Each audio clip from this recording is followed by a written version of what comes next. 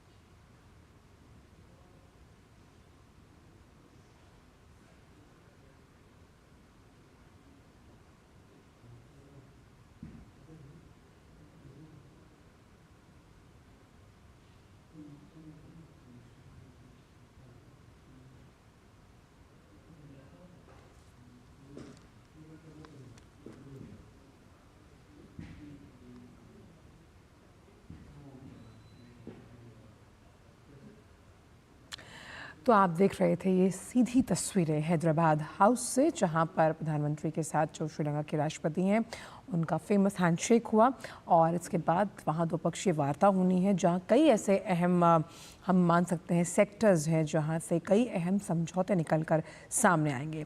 श्रीलंका और भारत का रिश्ता कई वर्षों पुराना है और ख़ास तौर पर अगर ऐतिहासिक और सांस्कृतिक तौर पर देखें तो साझा संस्कृति और इतिहास जो है वो शेयर करते हुए नजर आते हैं। दोनों देश मुश्किल वक्त में भारत ने हमेशा श्रीलंका का साथ दिया, कंधे से कंधा मिलाकर श्रीलंका के साथ भारत खड़ा रहा है। और भारत और श्रीलंका के बीच आज दिल्ली में द्विपक्षीय वार्ता होनी है और कई अहम कार्यक्रम हैं। अभी कुछ ही देर पहले जो श्रीलंका के राष्ट्रपति हैं उनका सेरेमोनियल वेलकम किया गया।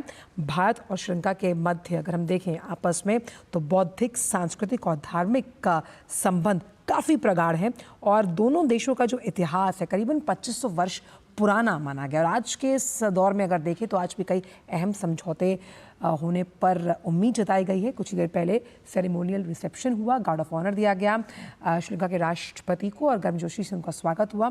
और श्रीलंका के राष्ट्रपति अनुरा कुमार दिसानायके राजघाट भी पहुंचे। वहां पहुंचकर उन्होंने महात्मा गांधी को श्रद्धा सुमन अर्पित किए। ये अनुरा कुमार दिसानायके की राष्ट्रपति बनने के बाद पहली भारत यात्रा है।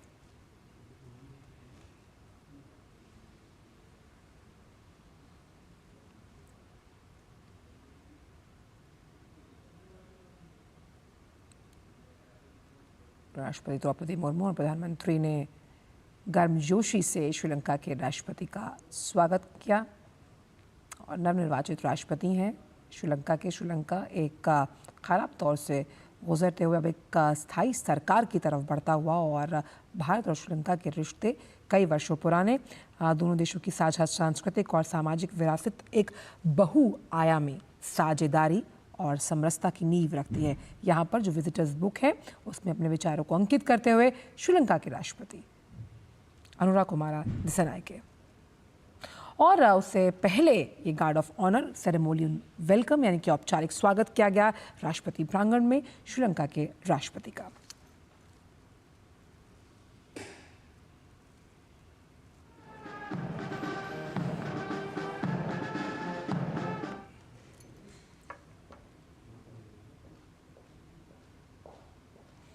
तो राष्ट्रपति द्रौपदी मुर्मू गर्मजोशी के साथ स्वागत करती है। उसके बाद यहाँ पर भी प्रधानमंत्री से मुलाकात हुई श्रीलंका के राष्ट्रपति की और विदेश मंत्री एस जयशंकर के साथ केंद्रीय मंत्री हरदीप सिंह पुरी और जो विशिष्ट गणमान्य मंत्रीगण हैं उनके साथ मुलाकात करते हुए कुछ देर पहले जब सेरेमोनियल रिसेप्शन हुआ श्रीलंका के राष्ट्रपति और यहाँ पर जो विशिष्ट मंत्रिमंडल श्रीलंका से भारत आया उनसे मुलाकात करती हुई राष्ट्रपति द्रौपदी मुर्मू।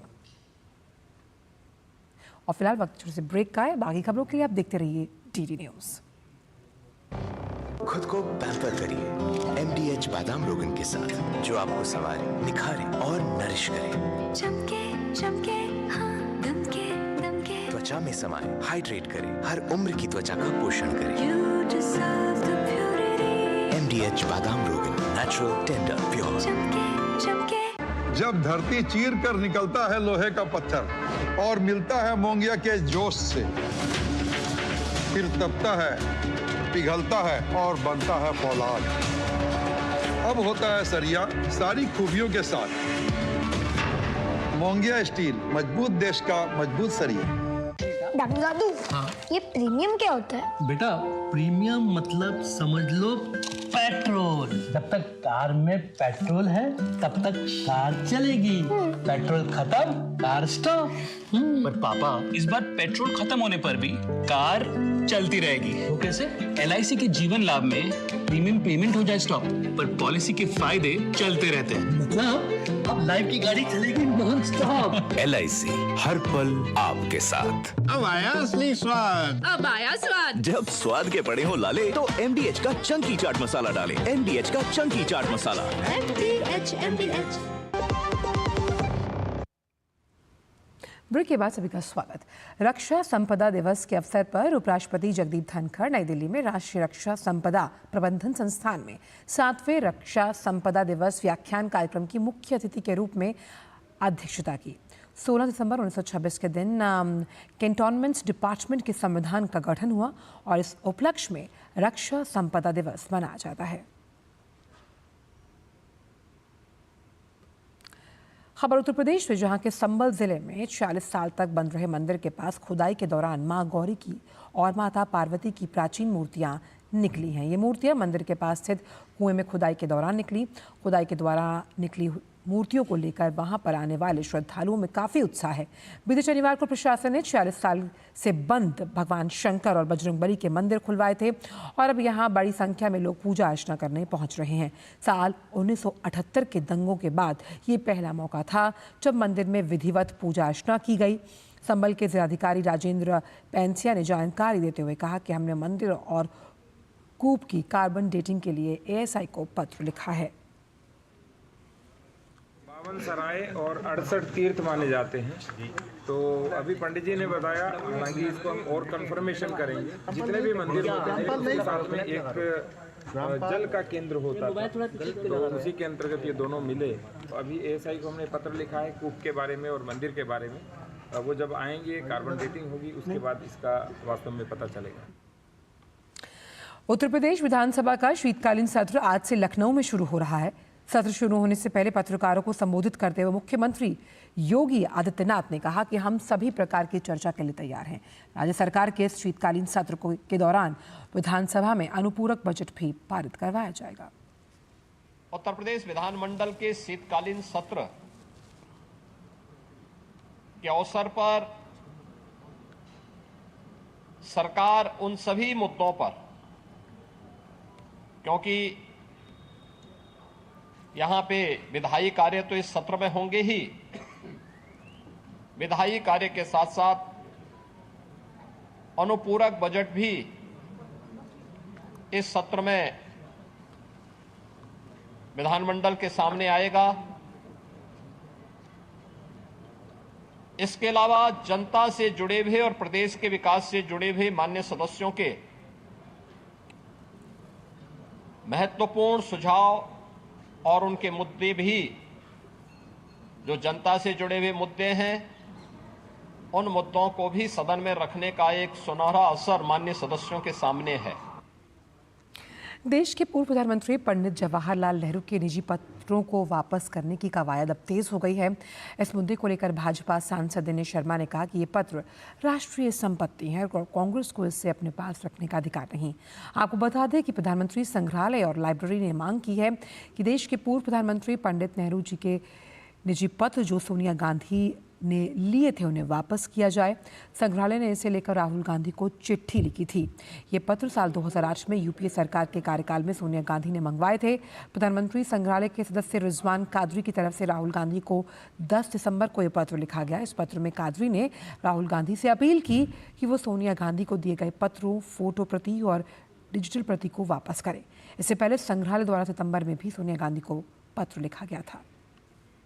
पत्र सामने आने चाहिए और म्यूजियम में रखा जाना चाहिए। ये जनता का एक देखने का अधिकार है और ये राष्ट्रीय संपत्ति है। कांग्रेस को इसको अपने पास में रखने का अधिकार नहीं है। देश आज विजय दिवस मना रहा है। इस अवसर पर नई दिल्ली स्थित वॉर मेमोरियल पर शहीदों को श्रद्धांजलि अर्पित की गई। इस अवसर पर रक्षा मंत्री राजनाथ सिंह और रक्षा राज्य मंत्री संजय सेठ ने राष्ट्रीय युद्ध स्मारक पर पुष्पांजलि अर्पित की। इसके साथ ही chief of defence staff general Anil Chauhan, तीनों सेनाओं के प्रमुख और रक्षा सचिव गिरधर अरमाने भी उपस्थित रहे। आपको बताएं कि आज के दिन 16 दिसंबर वर्ष 1971 को भारत ने पाकिस्तान के खिलाफ युद्ध में ऐतिहासिक जीत हासिल की थी। इस निर्णायक युद्ध के बाद ही बांग्लादेश की आज़ादी और एक नए राष्ट्र बांग्लादेश का निर्माण सुनिश्चित हुआ था।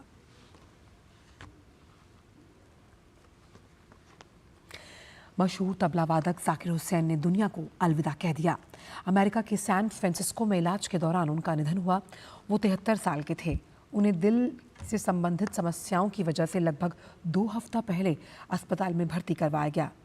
हालत खराब होने पर उन्हें आईसीयू में भर्ती किया गया।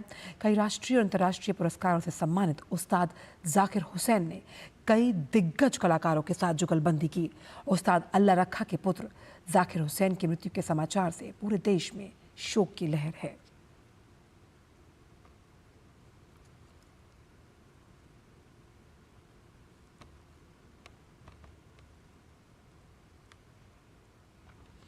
प्रधानमंत्री नरेंद्र मोदी ने महान तबला वादक उस्ताद जाकिर हुसैन के निधन पर दुख जताया। प्रधानमंत्री ने एक्स पर लिखा, महान तबला वादक उस्ताद जाकिर हुसैन जी के निधन से बहुत दुख हुआ।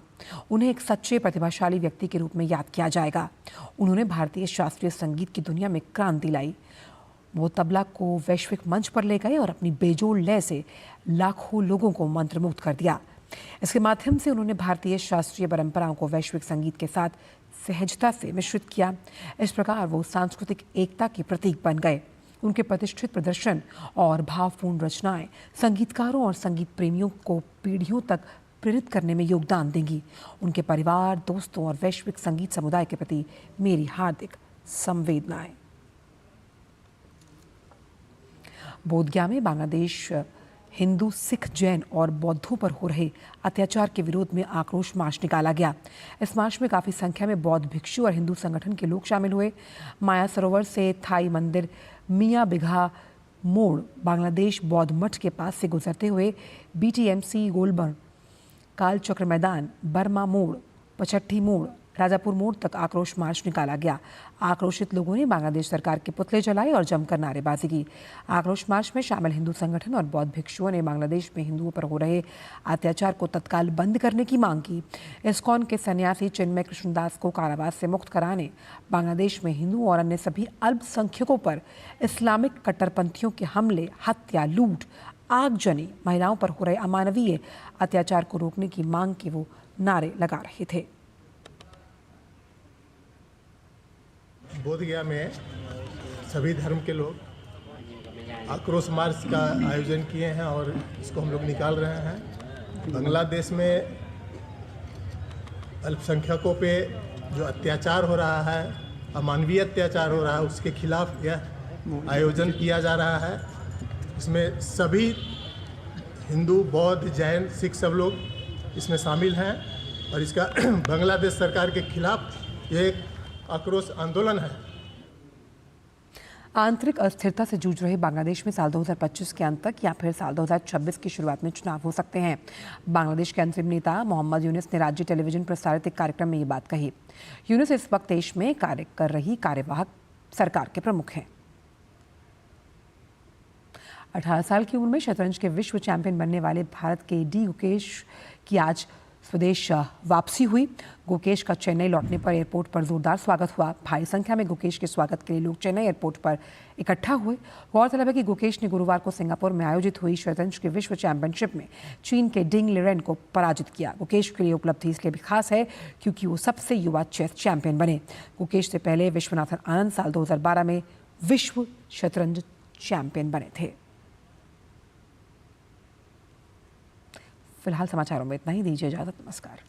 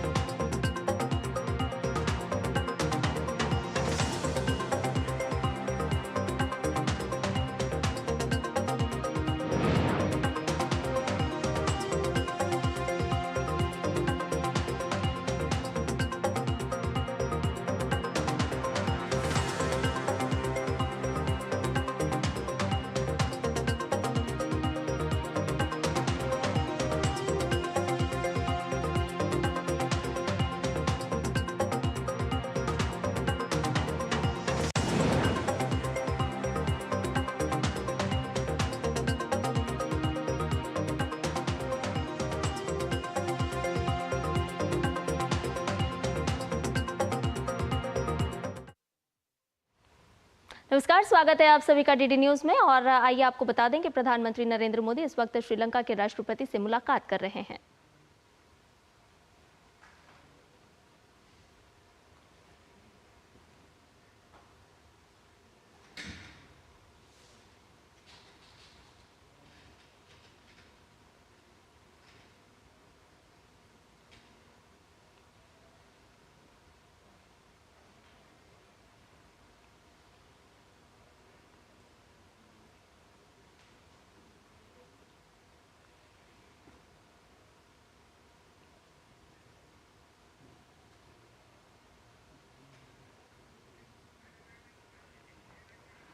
तो प्रधानमंत्री नरेंद्र मोदी और श्रीलंका के राष्ट्रपति के बीच ये मुलाकात, द्विपक्षीय सहयोग बढ़ाने पर चर्चा। और ये दृश्य आपको सीधे दिखा रहे हैं भारत श्रीलंका सहयोग में हुई प्रगति की समीक्षा के दौरान की प्रधानमंत्री नरेंद्र मोदी से श्रीलंका के राष्ट्रपति गर्मजोशी से मिलते हुए। साथ में विदेश मंत्री डॉक्टर एस जयशंकर। आपको बताएं कि राष्ट्रपति बनने के बाद श्रीलंका के राष्ट्रपति का ये पहला विदेश दौरा है। इस दौरान भारत की यात्रा पर आए हैं श्रीलंका के राष्ट्रपति। और हम सभी जानते हैं कि भारत और श्रीलंका के बीच ऐतिहासिक संबंध रहे हैं। श्रीलंका के राष्ट्रपति यहाँ से बिहार के बोध गया भी जाएंगे और आज कई महत्वपूर्ण कार्यक्रमों में हिस्सा लेंगे। रणनीतिक संबंधों को विस्तार देने को लेकर के हम देख सकते हैं कि श्रीलंका और भारत किस तरह से इन संबंधों को और विस्तार दे रहा है। द्विपक्षीय सहयोग बढ़ाने को लेकर के विभिन्न बिंदुओं पर चर्चा। भारत श्रीलंका के बीच सहयोग में किस तरह से प्रगति हुई है उसको लेकर के भी समीक्षा। और ये दृश्य आप देख रहे हैं प्रधानमंत्री नरेंद्र मोदी और श्रीलंका के राष्ट्रपति के बीच मुलाकात के।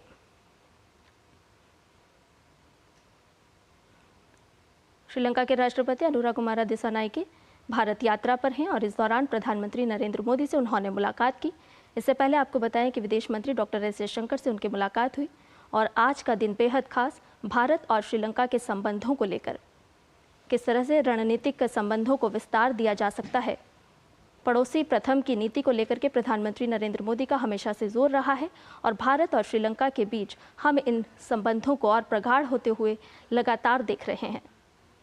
और आज का दिन भी बेहद ही खास, द्विपक्षीय वार्ता होनी है, बैठक होनी है प्रधानमंत्री नरेंद्र मोदी और श्रीलंका के राष्ट्रपति के मध्य। शिक्षा का क्षेत्र हो, सांस्कृतिक क्षेत्र हो, धार्मिक क्षेत्र हो, भारत और श्रीलंका के बीच हमने लगातार रिश्तों को प्रगाढ़ होते हुए देखा है। और उसी की कड़ी में इन रिश्तों को और किस तरह से विस्तार दिया जा सकता है, ये बैठक, ये चर्चा प्रधानमंत्री नरेंद्र मोदी के साथ गर्मजोशी से मुलाकात करते हुए दृश्य हम आपको दिखा रहे हैं। श्रीलंका के राष्ट्रपति भारत दौरे पर हैं। किस तरह से दोनों देशों के बीच द्विपक्षीय सहयोग को बढ़ाया जा सकता है, चाहे वो शिक्षा का क्षेत्र हो, रणनीतिक साझेदारी हो, भारत की सागर नीति की अगर हम बात करें, रणनीतिक संबंधों की बात करें, ऐतिहासिक रिश्तों की बात करें,